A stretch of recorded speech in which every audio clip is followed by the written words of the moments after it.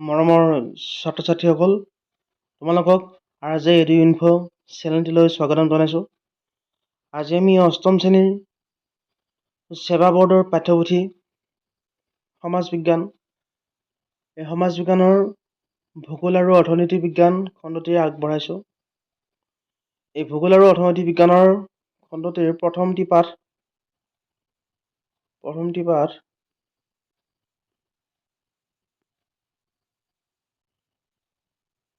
প্ৰাকৃতিক সম্পদ। এই প্ৰাকৃতিক সম্পদ পাঠটি আজি আমি আলোচনা কৰিম। ভিডিঅ'টো যদি দীঘলীয়া হয়, এই দুটা পাঠ কৰা হ'ব। প্ৰথমটো ভিডিঅ'ৰ শেষত ডেছক্ৰিপশ্যনত দ্বিতীয়টো ভিডিঅ'ৰ লিংক দিয়া হ'ব। গতিকে আহা আমি পাঠটো পঢ়িবলৈ আৰম্ভ কৰোঁ। প্ৰাকৃতিক সম্পদ। এই পাঠটো পঢ়াৰ আগতে এই পাঠটো পঢ়িলে কি লাভ হ'ব সেই বিষয়ে আমি জনা উচিত। যে পাঠটো আমি যেতিয়া পঢ়িম তেতিয়া আমি সম্পদ হিচাপে প্ৰাকৃতিক সম্পদ হিচাপে ভূমি, জল, বন্যপ্ৰাণী আৰু শক্তিৰ বিষয়ে জানিব পাৰিম। আৰু অৰ্থনৈতিক আৰু সামাজিক বিকাশৰ ক্ষেত্ৰত ভূমি, জল, বনজ সম্পদ আৰু শক্তি সম্পদৰ কেনেকুৱা গুৰুত্ব সেই বিষয়ে আমি বুজি পাম। ইয়াৰ পাছত প্ৰাকৃতিক সম্পদসমূহ কেনেকৈ সংৰক্ষণ কৰিম, সেই সম্পদসমূহ কেনেকৈ আমি ব্যৱস্থাপনাৰ জৰিয়তে আমি ব্যৱহাৰ কৰিম, মানৱ জাতিৰ কল্যাণৰ অৰ্থে সেই সম্পদসমূহ কেনেকৈ ব্যৱহাৰ কৰিম, ইয়াৰ লগতে সেই প্ৰাকৃতিক সম্পদসমূহ কেনেকৈ সংৰক্ষণ কৰিব পাৰোঁ তাৰ বিষয়ে আমি সচেতনতা জগাই তোলাত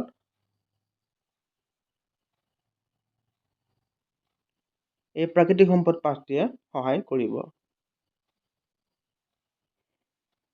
এতিয়া তোমালোকে সপ্তম শ্ৰেণীত সম্পদ আৰু সম্পদৰ বিভিন্ন প্ৰকাৰ সম্পৰ্কে পাই আহিছে।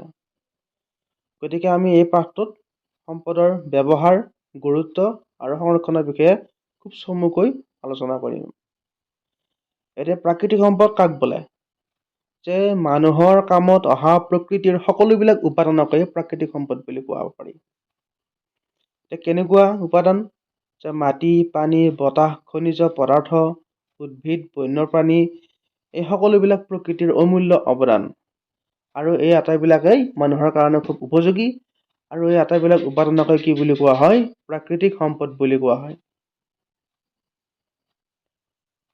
এতিয়া প্ৰথমতে আমি আহিছোঁ ভূমি সম্পদ।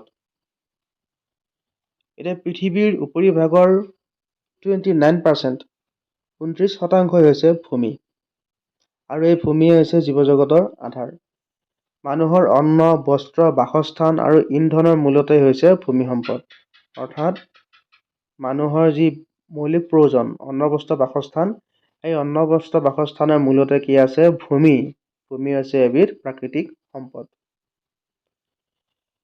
এতিয়া মানৱ সমাজৰ হওক বা উদ্ভিদ জগতৰে হওক, এই যি বিকাশ, এই বিকাশো কিন্তু ভূমিৰ ওপৰতে নিৰ্ভৰশীল। অৰ্থাৎ ভূমিৰ ওপৰত ভিত্তি কৰিয়েই খেতি বাতিয়ে হওক, যাতায়াত ব্যৱস্থাই হওক, শিল্প হওক, এই সকলোবিলাক গঢ় লৈ উঠিছে। মানুহৰ সভ্যতা, সংস্কৃতি, অৰ্থনীতি ক্ষেত্ৰত মাটিৰ ভূমিকা আটাইতকৈ অধিক। কিন্তু এই প্ৰাকৃতিক সম্পদ যে ভূমি সম্পদ, এই ভূমি সম্পদ কিন্তু অসীম নহয়, ই সীমিত। মানুহৰ জনসংখ্যা যিমানে বাঢ়ি গৈ আছে, সিমানে ভূমি সম্পদৰ চাহিদা কিন্তু বাঢ়ি গৈ আছে। অৰ্থাৎ মানুহৰ জনসংখ্যা অনুপাতে আমাৰ পৃথিৱীত ভূমি সম্পদৰ উপলভ্যতা বহু কম। আদিকালত বা আগতে যেতিয়া পৃথিৱীত মানুহৰ সংখ্যা কম হৈ আছিল, তেতিয়া কিন্তু মাটিৰ বিশেষ অভাৱ হোৱা নাছিল। কিন্তু কালক্ৰমত জনসংখ্যা যিমানে বাঢ়ি গ'ল, মানুহৰ মৌলিক প্ৰয়োজন যিমানে বাঢ়ি গ'ল, তাৰ ফলত কি হ'ল? ভূমি সম্পদৰ অভাৱ হ'বলৈ আৰম্ভ কৰে। আকৌ পৃথিৱীৰ জলবায়ু আৰু মাটিৰ গুণাগুণ সকলো ঠাইতে একে নিচিনা নহয়। ইয়াৰ ফলত কি হয়? যে জনবসতি গঢ়ি উঠাৰ কিছু তাৰতম্য দেখিবলৈ পোৱা যায়। ওখৰা মোখৰা শিলাময় ঠাই, পাহাৰৰ থিয় ঢাল, পানী জমা হৈ থকা নিম্নভূমি, মৰু অঞ্চল, ডাঠ অৰণ্য আদিত জনবসতি কম বা থাকিলেও অতি সেৰেঙা হয়। কাৰণ কিয়? য'ত মানৱ সমাজে জীৱন ধাৰণৰ কাৰণে সহজলভ্য এটা বাতাবৰণ পায়, তাতহে তেওঁলোকে জনবসতি স্থাপন কৰিব। এতিয়া আহিছোঁ ভূমিৰ গঠন। এতিয়া ভূমি কেনেকৈ গঠন হয়? আমি পালোঁ যে ভূমি এবিধ প্ৰাকৃতিক সম্পদ আৰু জনসংখ্যা যিমানে বাঢ়িছে ভূমিৰ সম্পদৰ চাহিদা সিমানে বাঢ়িছে, কিন্তু সেই অনুপাতে ভূমি সম্পদৰ উপলভ্য সিমান নহয়। এতিয়া প্ৰশ্ন হ'ল যে ভূমিনো কেনেকৈ গঠন হয়? ভূমি গঠন হোৱাৰ এই প্ৰক্ৰিয়াটো ইয়াত ধুনীয়াকৈ দিয়া আছে যে শিলত হোৱা বিচূৰ্ণী ভৱনৰ ফলত ধৰাৰ উপৰিভাগত তুলনামূলক কোমল ভূমিৰ এক তৰপৰ সৃষ্টি হয়। এতিয়া বিচূৰ্ণী ভৱন প্ৰক্ৰিয়াৰ ফলত কি হয়, শিলবিলাক ভাগি টুকুৰা টুকুৰ হৈ কোমল ভূমিৰ এটা তৰপৰ সৃষ্টি হয়। আৰু ভূমি গঠনৰ এই প্ৰক্ৰিয়াত 1 চেণ্টিমিটাৰৰ এটা মাটিৰ তৰপ গঠন হ'বলৈ বহু শ শ বছৰৰ প্ৰয়োজন হয়। আৰু ভূমিৰ এই যি প্ৰক্ৰিয়া, অৰ্থাৎ ভূমি গঠন হোৱা আৰু ভূমিৰ অৱক্ষয় হোৱা, এই দুয়োটা প্ৰক্ৰিয়াই কালৰ সোঁতত ক্ৰমান্বয়ে চলি থাকে। এতিয়া আহিল ভূমিৰ ব্যৱহাৰ। আমি ভূমি সম্পদ কেনেকৈ পালোঁ, ভূমিৰ গঠন কেনেকৈ পালোঁ, এতিয়া আহিব ভূমিৰ ব্যৱহাৰ কেনেকৈ হয়। আমি সকলোৱে জানো ভূমি কেনেকৈ ব্যৱহাৰ হয়, কিন্তু ইয়াৰ প্ৰকৃত ব্যৱহাৰ, প্ৰকৃত সংৰক্ষণৰ বিষয়ে জানিবলৈ হ'লে আমি এইখিনি ভালদৰে পঢ়িবই লাগিব। কৃষি, উদ্যোগ, খনিজ সম্পদ আহৰণ কৰা, ঘৰ-দুৱাৰ, ৰাস্তা-ঘাট নিৰ্মাণ কৰাৰ ক্ষেত্ৰত ভূমি ব্যৱহৃত হয়। আৰু ভূমি ব্যৱহাৰ কৰোঁতে মানুহে সেই যিখিনি ঠাইৰ পৰা মাটি বা ভূমি ব্যৱহাৰ কৰিব, এইখিনি জলবায়ু, মাটিখিনিৰ গুণাগুণ, তাত পানীৰ উৎস, বনজ খনিজ সম্পদৰ স্থিতি বা অন্যান্য প্ৰাকৃতিক কাৰকৰ ওপৰতো নিৰ্ভৰ কৰে। প্ৰাকৃতিকভাৱে সুবিধাজনক কোনো ঠাইত জীৱন নিৰ্বাহ কৰি থকা মানুহৰ কাষলৈ অইন ঠাইৰ মানুহৰ আগমন ঘটে। মানুহে ক'ত বসতি স্থাপন কৰিব, য'ত তেওঁৰ জীৱন নিৰ্বাহৰ কাৰণে প্ৰয়োজনীয় সমলখিনি পায়, আৰু তেওঁলোকৰ ওচৰলৈ আন ঠাইৰ পৰা মানুহে সেই উপলভ্য উপযোগিতাবোৰ দেখি, সুবিধাবোৰ দেখি তেওঁলোকৰ ওচৰলৈ আহে, আৰু তেনেকৈ এটা নিৰ্দিষ্ট ঠাইত ক্ৰমান্বয়ে জনসংখ্যা বৃদ্ধি পাই গৈ থাকে, আৰু ইয়াৰ ফলত শেষত গৈ কি হয়, ব্যৱহাৰযোগ্য ভূমিৰ নাটনি হয়। আমি যদি উদাহৰণ ল'ব যাওঁ যে ভাৰতৰ গংগা ব্ৰহ্মপুত্ৰ উপত্যকাৰ সমভূমি অঞ্চলৰ কথা আমি ক'ব পাৰোঁ। গংগা আৰু ব্ৰহ্মপুত্ৰৰ যি সমভূমি অঞ্চল, এই অঞ্চলটো কৃষিকাৰ্য আৰু বসবাসৰ কাৰণে উপযোগী। আৰু ইয়াত বসতি ঘন। কিয় ঘন? কাৰণ ইয়াত খেতি বাতি কৰিব পাৰি, গতিকে মানুহৰ যি মৌলিক প্ৰয়োজন, অন্ন, তাৰ পৰা আহৰণ কৰিব পাৰি, গতিকে তাত জনবসতি ঘন হোৱাটো নিশ্চিত। আকৌ ইয়াৰ বিপৰীতে পাহাৰীয়া অঞ্চলত স্থায়ী কৃষি, উদ্যোগ, যাতায়াত আদিৰ সুবিধা খুব কম হোৱাৰ কাৰণে তাত আকৌ জনবসতি ঘন নহয় বা ঘন হোৱা দেখিবলৈ পোৱা নাযায়। এতিয়া ক্ৰমান্বয়ে আমাৰ পৃথিৱীৰ জনসংখ্যা বাঢ়ি গৈ আছে। আকৌ ইয়াৰ সমান্তৰালকৈ অৰ্থনৈতিক প্ৰতিযোগিতাৰ কাৰণেও ব্যৱহাৰৰ যোগ্য মাটিৰ চাহিদা বাঢ়ি গৈ আছে। এতিয়া এইটো বাক্যত এটা কুৱেশ্যন হ'ব পাৰে যে ব্যৱহাৰযোগ্য মাটিৰ চাহিদা বঢ়াৰ কাৰণ কি কি? বা মাটিৰ চাহিদা বঢ়াৰ যিকোনো দুটা কাৰণ উল্লেখ কৰা। তেতিয়া উত্তৰটো হ'ব যে জনসংখ্যা বৃদ্ধি আৰু অৰ্থনৈতিক প্ৰতিযোগিতা। এতিয়া অৰ্থনৈতিক প্ৰতিযোগিতা আৰু জনসংখ্যা বৃদ্ধি হোৱাৰ কাৰণে মাটিৰ অত্যধিক ব্যৱহাৰ আৰু অপব্যৱহাৰ হৈ আছে, আৰু এনেবিলাক কাৰণত পৰিৱেশৰ ভাৰসাম্য ক্ৰমান্বয়ে বিনষ্ট হৈছে। এতিয়া এখন ঠাইত অৰণ্য এখন ধ্বংস কৰি যদি এখন নগৰ গঢ়ি তোলা হয়, নতুবা খেতিৰ কাৰণে উপযুক্ত পলসুৱা ভূমিত যদি আমি এটা কল কাৰখানা স্থাপন কৰি দিওঁ, তেতিয়াহ'লে সেই ঠাইখনৰ যি পৰিৱেশ, সেই পৰিৱেশটো নষ্ট হৈ যোৱাটোৱে স্বাভাৱিক। পাহাৰৰ পৰা মাটিবিলাক যধে-মধে কাটি বসতি কৰি তোলে, ইয়াৰ ফলত ভূমিস্খলন হয়, তাৰ ফলত কি হয়, ধন আৰু জনৰ হানি হয়। এতিয়া আমাৰ ভাৰতবৰ্ষৰ কথা কওঁ যে ভাৰতবৰ্ষৰ 60.43%, অৰ্থাৎ 60.43% ভূমি খেতি বাতি কৰিবৰ কাৰণে ব্যৱহাৰ কৰা হয়। এইটো তথ্য দিছিলে 2018 চনৰ বিশ্ব বেংকে। ৱৰ্ল্ড বেংকে 2018 চনত এইটো তথ্য দিছিলে। আৰু ভাৰতৰ গোটেই মাটিখিনিৰ এক বৃহৎ অংশ পৰ্বত পাহাৰ আৰু মৰুভূমিৰে আবৃত হৈ আছে, আৰু তাৰে সেই পৰ্বত পাহাৰ আৰু মৰুভূমিৰে আবৃত হৈ থকা মাটিখিনি মানুহৰ মৌলিক প্ৰয়োজন পূৰণ কৰিবলৈ বা ব্যৱহাৰযোগ্য মাটিৰ ভিতৰত সাধাৰণতে নপৰে। পৰ্বত পাহাৰতো মানুহ থাকে, মৰুভূমিতো থাকে, কিন্তু তাত জনসংখ্যাৰ ঘনত্বটো বহুত কম, আৰু তাত মানুহৰ যি মৌলিক প্ৰয়োজন অন্ন, বস্ত্ৰ আৰু বাসস্থান, এই তিনিটা মৌলিক প্ৰয়োজন পূৰণ কৰিবৰ ক্ষেত্ৰত যথেষ্ট অসুবিধাৰ সন্মুখীন হ'বলগীয়া হয়।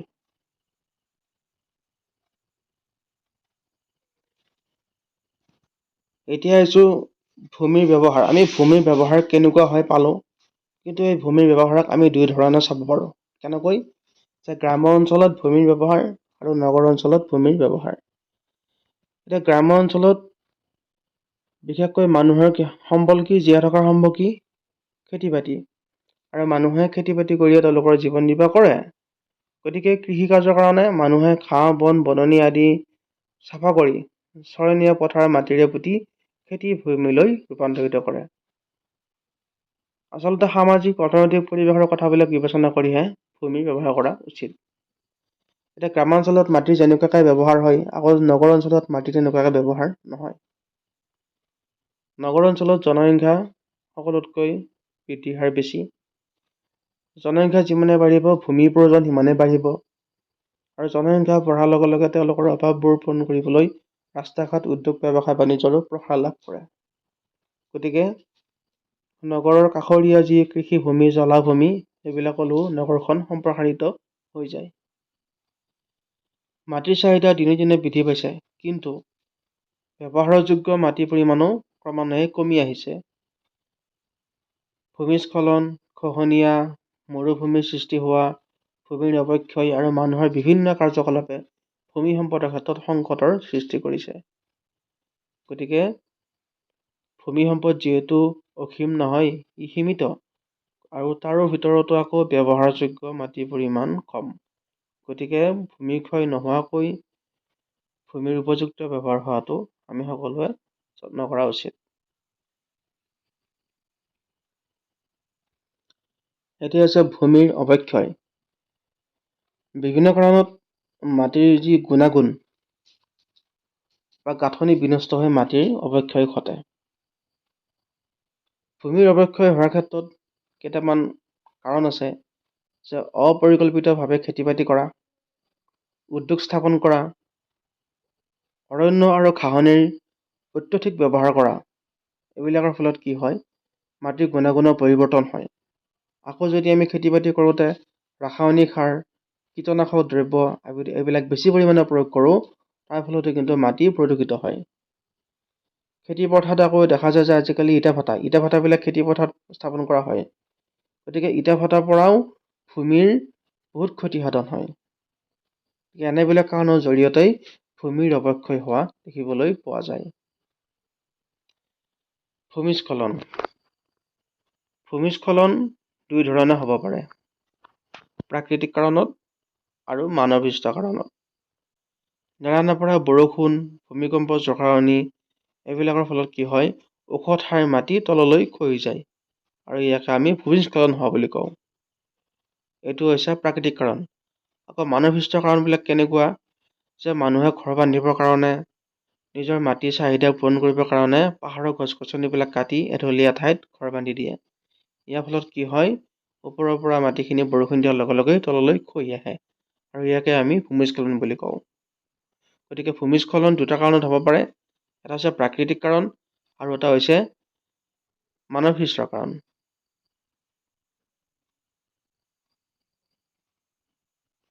এইবাৰ হৈছে মাটিৰ ক্ষয়ীভৱন বা খনন।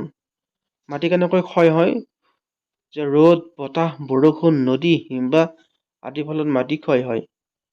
বেছিকৈ আমি খেতি কৰিবৰ সময়ত যেতিয়া বেছিকৈ আমি মাটি চহাম, তেতিয়া সেই মাটি বৰষুণৰ বা পানীৰ প্ৰবাহত সি উটি যায়। ফলত তাৰ যিটো সাৰুৱা ভাৱ আছিল ওপৰৰ, সেই সাৰুৱা ভাৱটো নোহোৱা হৈ যায়। আৰু এনেকৈ কালক্ৰমত কি হয়? মাটিখিনি ক্ষয় হৈ ক্ষয়ীভৱনৰ ৰূপ লৈ ক্ৰমান্বয়ে ভূমিৰ লোপ পাই যায়। গৰাখহনীয়া। আমি সকলোৱে জানো গৰাখহনীয়া কি? যে নদীয়ে নিজৰ গতিপথত গৈ থাকোঁতে কাষৰ মাটিবিলাক খহাই নিয়া হৈছে গৰাখহনীয়া। আৰু দুয়োপাৰত যেতিয়া খহনীয়া হয় তেতিয়া নৈপৰীয়া মাটিৰ পৰিমাণ কমি আহে আৰু বানপানী যেতিয়া হৈ যায়, বানপানী হৈ যোৱাৰ পাছত নৈবিলাকত গৰাখহনীয়াৰ মাত্ৰা বৃদ্ধি পায়। এতিয়া আহিল মৰুকৰণ। মৰুকৰণ দুই ধৰণৰ হয়, প্ৰাকৃতিক আৰু মানৱজনিত কাৰণত। এতিয়া প্ৰাকৃতিক বা মানৱজনিত কাৰণত মৰুভূমিৰ প্ৰসাৰ ঘটা হৈছে বা নতুনকৈ মৰুভূমিৰ সৃষ্টি হোৱা হৈছে মৰুকৰণ। মানুহে খেতি বাতি কৰোঁতে একেখিনি মাটিতে উৎপাদন বেছিকৈ পাবৰ কাৰণে কেতিয়াবা সাৰ, ৰাসায়নিক দ্ৰব্য, জলসিঞ্চন এইবিলাক প্ৰয়োগ কৰে আৰু বাৰে বাৰে এইবিলাক প্ৰয়োগ কৰি থাকিলে মাটিৰ যি সাৰুৱা ভাৱ, মাটিৰ যি সাৰুৱা গুণাগুণ সেইটো নোহোৱা হৈ যায় আৰু ইয়াৰ সমান্তৰালকৈ মাটিৰ পানী ধৰি ৰাখিব পৰা ক্ষমতাও নোহোৱা হৈ যায় আৰু ভূগৰ্ভৰ যি জলস্তৰ সেই ক্ৰমান্বয়ে নিম্নগামী হৈ যায় আৰু ইয়াৰ ফলস্বৰূপে কি হয় যে অঞ্চলটো শুকান বা মৰুভূমিৰ নিচিনা হৈ পৰে। আৰু মৰুভূমিৰ আশে পাশৰ অঞ্চলত যদিহে গছ বন ধ্বংস কৰি থাকে আৰু যদি বেছিকৈ পশুচৰণ কৰা হয়, অৰ্থাৎ পশুবিলাকে, গৰুৱে হওক ছাগলীয়ে হওক, পশুবিলাকে হওক যদি গছ গছনিবিলাকৰ ঘাঁহ বন বেছিকৈ খাবলৈ আৰম্ভ কৰে, তেতিয়া সেই মৰুভূমিখন সেই দাঁতিকাষৰীয়া অঞ্চলবিলাকলৈও প্ৰসাৰিত হৈ যায়। এতিয়া আমি আহিলোঁ ভূমি সংৰক্ষণ। আমি গম পালোঁ যে ভূমি সম্পদ কেনেকুৱা, ভূমি সম্পদৰ ব্যৱহাৰ কেনেকুৱা, ভূমি সম্পদৰ গাঁৱত কেনেকুৱাকৈ ব্যৱহাৰ কৰা হয়, ভূমি সম্পদৰ নগৰত কেনেকুৱাকৈ ব্যৱহাৰ কৰা হয়, ভূমি সম্পদ কি কাৰণে ক্ষয় হয়, অৱক্ষয় কিয় হয়, প্ৰাকৃতিক সৃষ্ট কাৰণ আৰু মানৱ সৃষ্ট কাৰণবিলাক কেনেকুৱা আমি জানিলোঁ। এতিয়া আমি চাম যে ভূমি কেনেকৈ সংৰক্ষণ কৰিব লাগে। আমাৰ কিতাপখনত ভূমি সংৰক্ষণ কৰিবৰ কাৰণে 6টা উপায় দিছে। এই উপায়কেইটা তোমালোকে হুবহু মুখস্থ কৰি দিবা।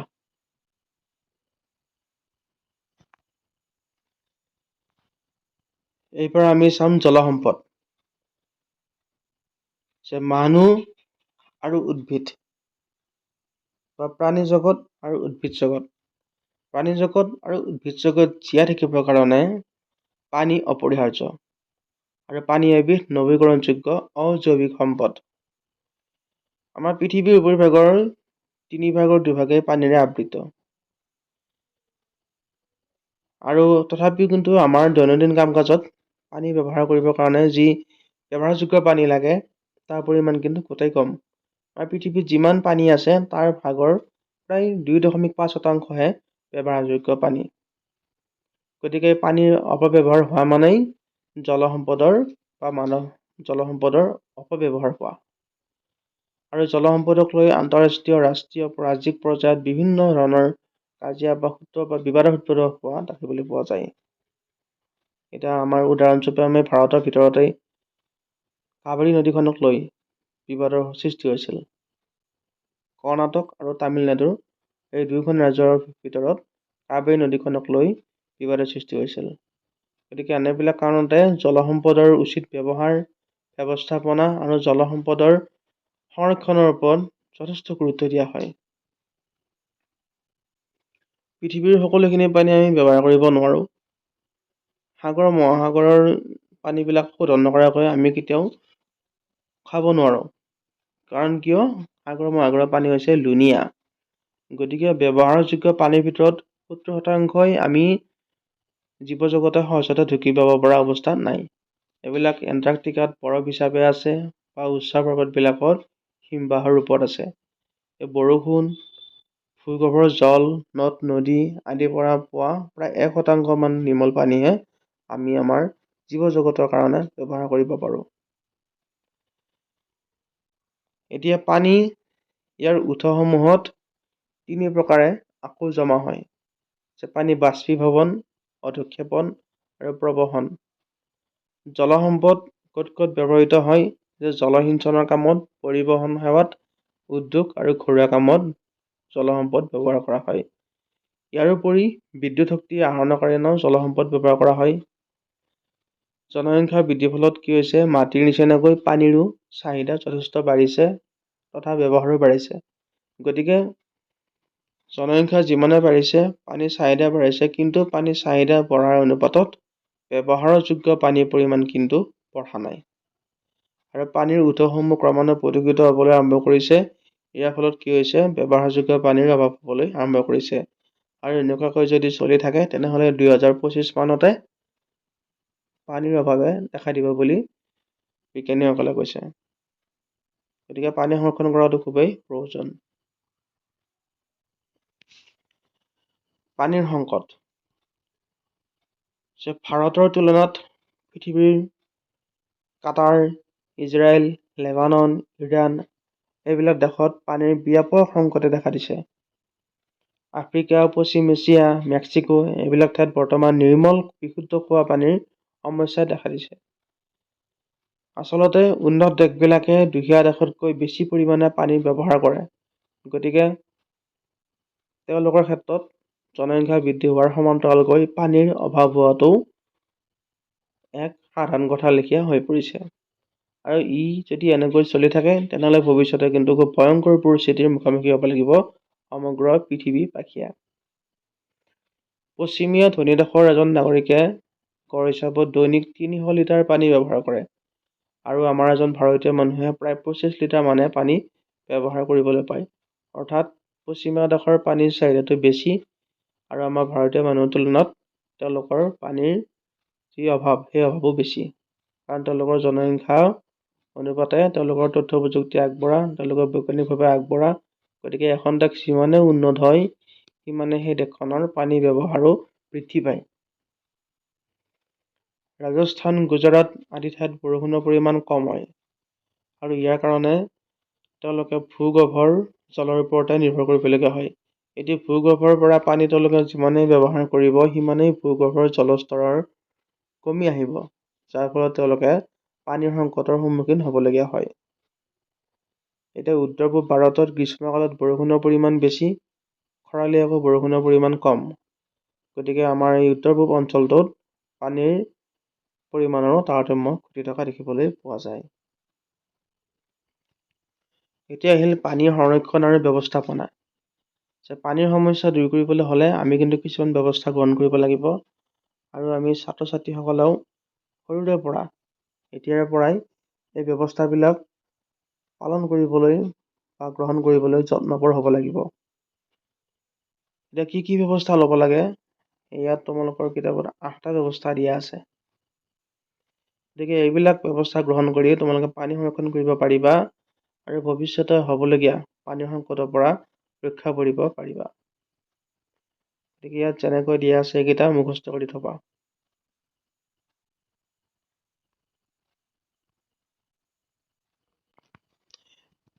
ভূমি সম্পদ গ'ল, জল সম্পদ গ'ল, এইবাৰ আমি আলোচনা কৰিম বনজ সম্পদ।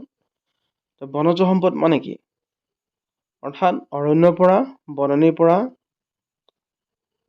আমি যি খাদ্য সামগ্ৰী বা দৈনন্দিন ব্যৱহৃত যিবিলাক আমি সামগ্ৰী পাওঁ অৰণ্যৰ পৰা সেইবিলাক আচলতে হৈছে বনজ সম্পদ।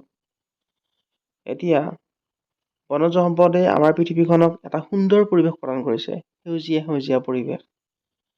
উদ্ভিদে আমাক খাদ্য সম্ভাৰৰ লগতে দৈনন্দিন ব্যৱহাৰ হোৱা বিভিন্ন সামগ্ৰী যোগান ধৰে। আৰু প্ৰকৃতিৰ এই অমূল্য উপাদানবিলাকৰ লগত মানুহৰ যি পাৰস্পৰিক সম্পৰ্ক, তাৰ ফলতেই পৃথিৱীখনৰ অঞ্চল বিশেষে এক সুকীয়া পৰিৱেশৰ সৃষ্টি হৈছে। এতিয়া পৃথিৱীত বনজ সম্পদতকৈ জল সম্পদৰ পৰিমাণ বেছি। পৃথিৱীৰ মুঠ মাটিকালিৰ 1/3তকৈও কম পৰিমাণে বননি ঘাঁহনিয়ে আগুৰি আছে। আৰু এইবিলাকে হৈছে চকুৰে দেখা নোপোৱা একেবাৰে ক্ষুদ্ৰ জীৱাণুৰ পৰা আৰম্ভ কৰি অতিকায় জীৱ-জন্তুলৈকে সকলোৰে আশ্ৰয়স্থল। গতিকে সম্পদ হিচাপে এই বনজ সম্পদৰ অৰ্থনৈতিক আৰু সাংস্কৃতিক আদি বিভিন্ন মূল্য আছে। গতিকে বনজ সম্পদো জল সম্পদ আৰু ভূমি সম্পদৰ সমান্তৰালকৈ গুৰুত্বপূৰ্ণ। ভিডিঅ'টো অলপ দীঘলীয়া হ'ল, গতিকে আমি ইয়াৰ পাছৰ ভিডিঅ'ত বনজ সম্পদৰ ব্যৱহাৰ, বিতৰণ, সংৰক্ষণৰ বিষয়ে আলোচনা কৰিম।